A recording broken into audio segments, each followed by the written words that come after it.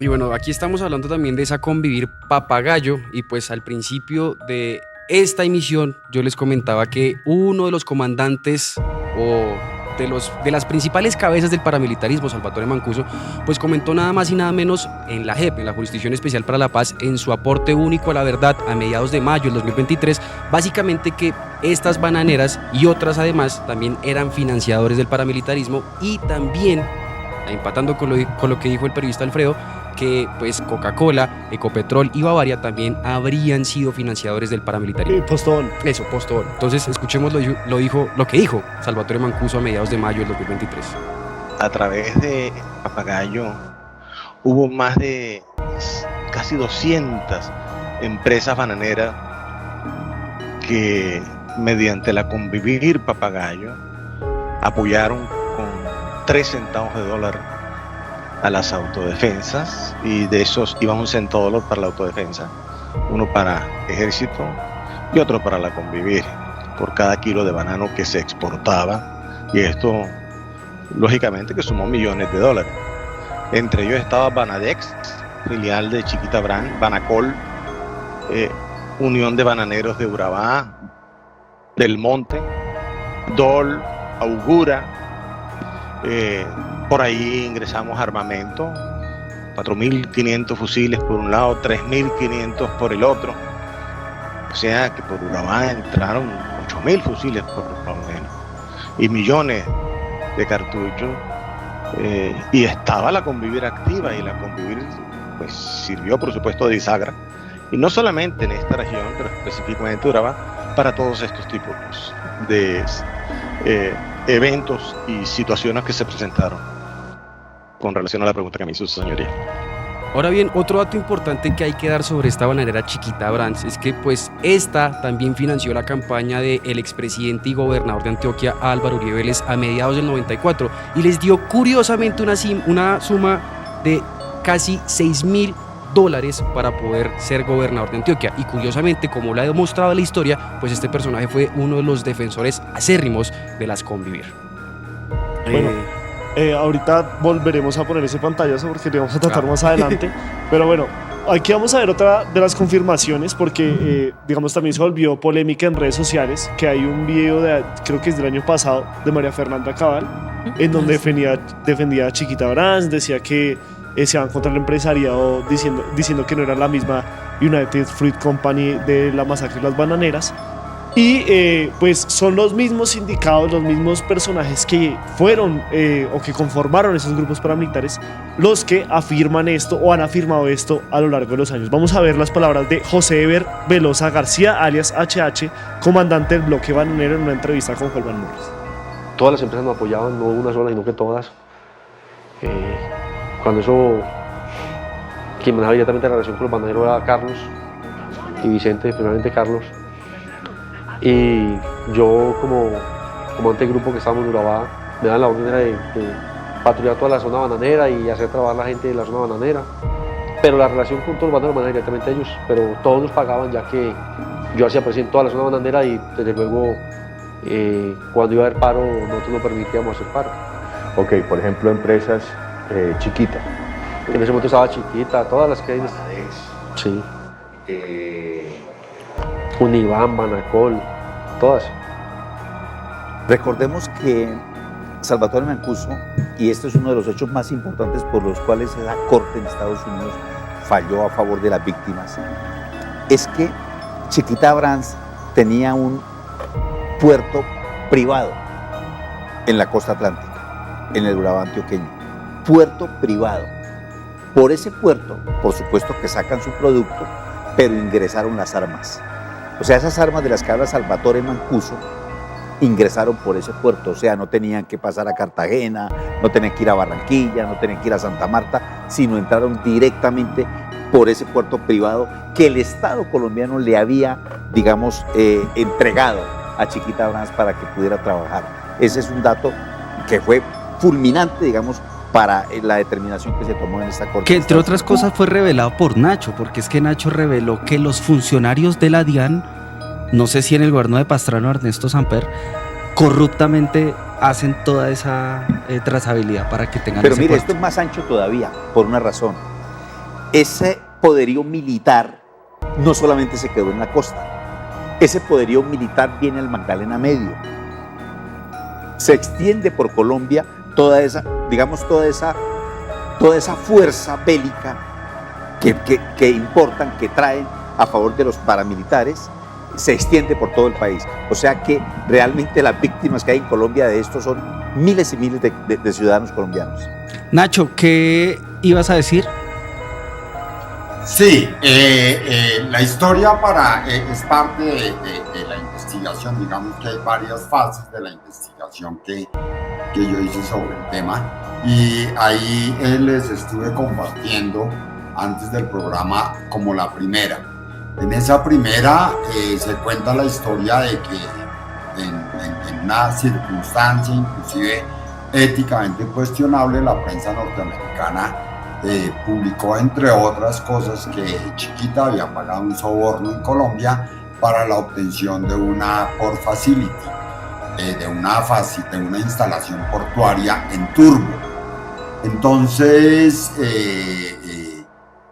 yo conseguí esos elementos para venir a Colombia a confrontarlos, y en la conversación que documentaba eso había dos fechas, la de un primero y la de un segundo pago del soborno.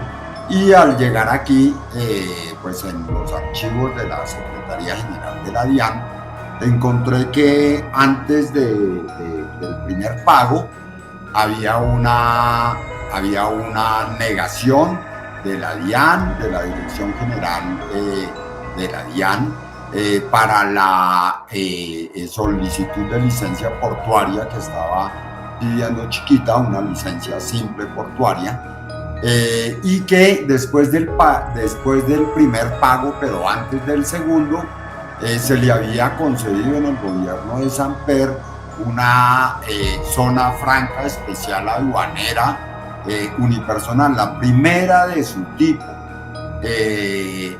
en Colombia. Ese es el artículo que habla de eso. Es decir, que le rebajaba de paso los impuestos de las importaciones. Luego de la denuncia del periodista Mike Gallagher, a la que se refiere esta historia, en la telaraña de socios nominales estoy hablando de la estructura empresarial que hicieron para crear Banadex, que era la filial colombiana que ellos pretendían ocultar. Ya en el proceso se dice que es que la trataban de ocultar para que la guerrilla no se diera cuenta y los extorsionara. Y en una segunda fase es cuando sucede la declaración de la guerra contra el terrorismo en septiembre de 2001, y en octubre se logra un primer acuerdo entre Chiquita y la Securities and Exchange Commission, la SEC de Estados Unidos, en la que esta y el Departamento de Justicia suspenden las investigaciones que habían hecho por pagos ilegales a Chiquita, y Chiquita deja de cometer sus actos imprudentes y paga la multa, en este caso por un delito que es el de soborno. La multa fue de $100,000, soborno para obtener ese puerto. El problema es que en diciembre de 2001 o enero de 2002, Carlos Castaño le da una entrevista espontánea al Tiempo, y en esa entrevista dice que introdujo a Colombia el mayor contrabando de armas de la historia por Urabá, por Turbo, explícitamente. Y pues para mí, con esta investigación muy fresca, estaba claro que el único puerto apto para descargar armas en Urabá pues tenía que ser el de Chiquita, y como se trataba de una zona franca, el operario portuario, es decir, el dueño de las máquinas del puerto, el dueño de las barcazas que debían recoger el cargamento en la mitad del Golfo, era completamente Chiquita, y que los containers iban a ser descargados en las bodegas de Chiquita. Entonces esto fue lo que expuso, digamos, que además de haber pactado la cesación de pagos ilegales Chiquita un mes antes, A los 3 meses era claro que los estaba violando y que esa organización, que ya era declarada terrorista, estaba siendo financiada por Chiquita. Entonces esa es como la primera fase de la historia. Ya después la OEA intenta ocultar la participación de Chiquita en la investigación del cargamento de armas llamado Waterloo, y dice que fue descargada en las bodegas de una empresa colombiana. Entonces yo como videógrafo voy a Nicaragua, voy a Panamá, voy a Costa Rica, y termino en Turbo haciendo todo el seguimiento de las armas y mostrando cómo el sitio que el informe de la OEA decía correspondía a una empresa colombiana, en realidad tenía el logo de Chiquita. Y entraban y salían camiones marcados con Chiquita. Entonces, a mí me llamó en el año 2002, después de haber publicado la investigación, la segunda investigación, es decir, la de las armas. Fernando Aguirre, el presidente de Chiquita, decía que yo le estaba dañando el nombre de su empresa, que no sé qué. Y pues empezamos a una confrontación. Yo le decía que su empresa no tenía buen nombre, que le podía dañar yo a la empresa que hace parte de la infamia, de la historia de la infamia de América Latina. Y bueno, empezó la discusión, él empezó a aclarar fechas y nombres y circunstancias, y finalmente me preguntó si me constaba que alguien de Chiquita había participado en el desembarco de las armas y que no las habían recibido y entregado como lo declaraba el formulario de exportación, que eran pelotas de caucho y no armas. Entonces yo le expliqué que sí había elementos para creer eso y que esos elementos estaban dados en el hecho de que el gerente de Chiquita había esperado o había llamado una grúa pesada para que recogiera la carga, y que si se trataba en realidad de pelotas de balón, no, de pelotas de caucho, pues no tendría por qué haber llamado una grúa pesada. A los 4 meses de eso, fue que ya se supo que por esa época Chiquita había regresado al Departamento de Justicia, le había propuesto un segundo negocio, y la respuesta del Departamento de Justicia fue: hermano, ustedes están colaborando con una organización terrorista, tienen 8 meses para vender la operación en Colombia. Así se llega hasta 2004, que es cuando Chiquita sale de Colombia. Nacho, ¿qué tan cierta es la participación del abogado Jorge Gómez Gallego, Jorge Aníbal Gómez Gallego, en una operación para silenciarlos a ustedes y en Noticias 1, precisamente por esta investigación de Chiquita Brands? Hay unos memorandos, yo no sé quién es el autor, en los documentos que la National Security Archives, una organización que se dedica a liberar documentos supuestamente secretos en Estados Unidos, liberó sobre el caso Chiquita, y es una carta en la que pues prácticamente hay como una apuesta a ver quién mete a la cárcel más rápido a Nacho Gómez, entre varios de los bufetes importantes de Bogotá. Estoy hablando de Pozo Herrera, Urrutia y otros. Este Gómez Gallego terminó siendo el abogado Andrés Felipe Arias.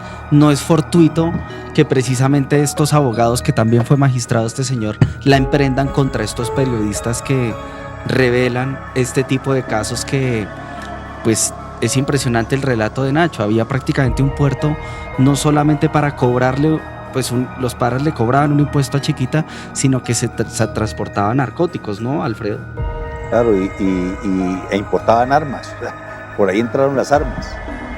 Exacto, entraron esos 2 embarques. El primero, el que cantó prácticamente Carlos Castaño, es decir, la declaración de Carlos Castaño también tiene que entenderse en el contexto en el que nosotros denunciábamos. Carlos Castaño cuenta esto no porque se le cayó el dato, lo cuenta con orgullo y lo cuenta como demostrando esta es nuestra capacidad, ese es como nuestro cuerpo. Él está hablando con cinismo de la forma que tiene de utilizar el puerto de Chiquita. Y efectivamente en la misma investigación de Chiquita, se da cuenta que esa fue una operación que Chiquita tuvo claro que se trataba de un embarque de armas o de una actividad ilegal en su puerto, y que según las actas de su investigación, ellos simplemente le entregaban como las llaves de la zona franca con su muelle y sus equipos a un paramilitar, al que dijera ya. Concretamente el que hizo ese desembarco, primero el del barco Terlú, fue HH. Ayúdanos a seguir con nuestra labor periodística a través de nuestro NECI DaviPlata 310-779-3518.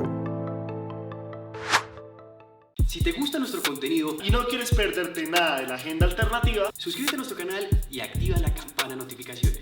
recuerda darle like a este video y por supuesto compartirlo con tus familiares, amigos y conocidos. Así juntos visibilizamos. La Colombia profunda. Recuerda, somos el tercer canal, la voz de los que no tienen voz.